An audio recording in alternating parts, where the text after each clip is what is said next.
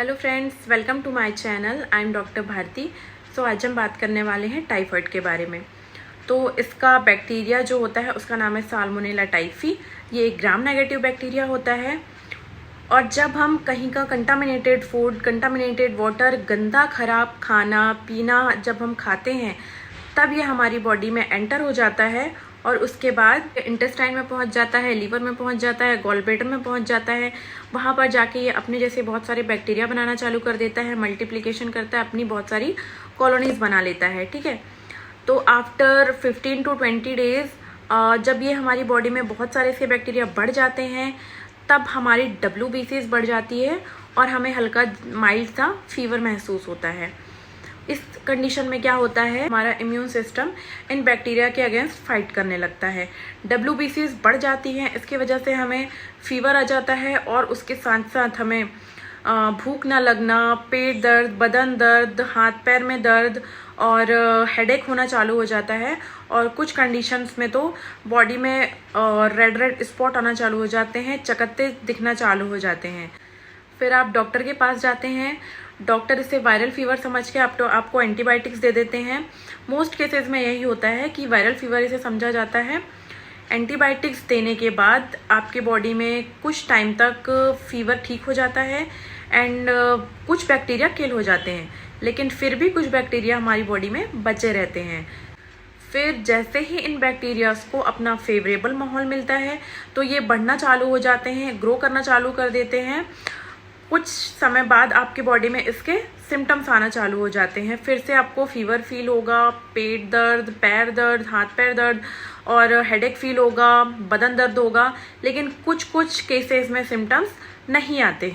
और तब आप अगर हाइजीन मेंटेन नहीं करते हैं, हाथ अच्छे से नहीं धोते हैं, फिर से आप अपना कंटामिनेटेड फूड एंड वाटर का यूज़ करने लगते हैं तो फिर से आपको टाइफाइड हो जाता है। सो अब चलते हैं होम्योपैथिक मेडिसिन की तरफ। तो पहली मेडिसिन है बैप्टिशिया मदर टिंचर। इसमें क्या होता है कि पेशेंट थोड़ा सा भी काम करता है, थोड़ा सा भी फिजिकल वर्क करता है तो उसको तुरंत फीवर आ जाता है, लूज मोशंस होने लगते हैं एंड जीभ, उसकी जो टंग है वो कोटेड हो जाती है।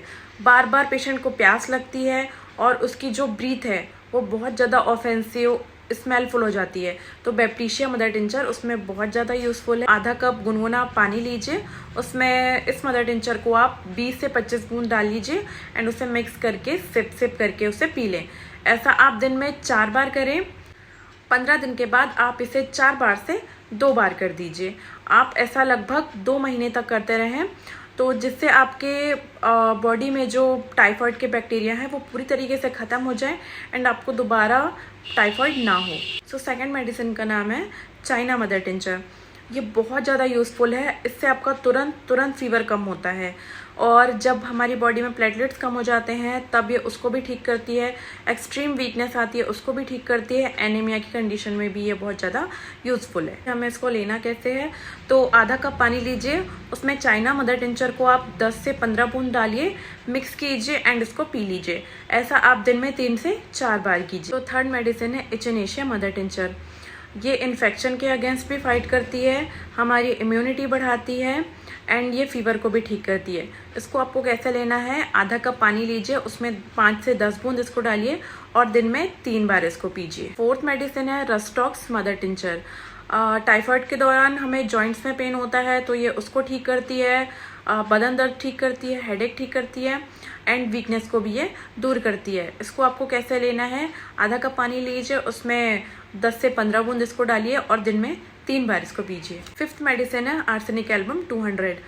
ये ठीक करती है नोजिया को, डिजीनेस को, inability to move and stand. Patient खड़ा नहीं हो पा रहा है ठीक से, मूव नहीं कर पा रहा है, रेस्टलेस है एंड उसको बहुत ज़्यादा एंजाइटी हो रही है, तब ये मेडिसिन बहुत ज़्यादा यूज़फुल है। कैसे लेना है आपको, 1 टेबल स्पून ऑफ वाटर लीजिए एंड उसमें इस मेडिसिन को आप 5 से 6 बूंद डालिए एंड इसको 3 बार आप दिन में लीजिए। आप इन सारी मेडिसिन को 15 दिन तक ले सकते हैं। 15 दिन के बाद आपका टाइफाइड बहुत हद तक ठीक हो जाएगा, लेकिन मेरे हिसाब से आप इन मेडिसिन को 2 महीने तक कंटिन्यू कर सकते हैं। इससे आपकी बार बार रिकरेंट टाइफाइड होने की समस्या आपकी पूरी तरीके से ठीक हो जाएगी। Thank you.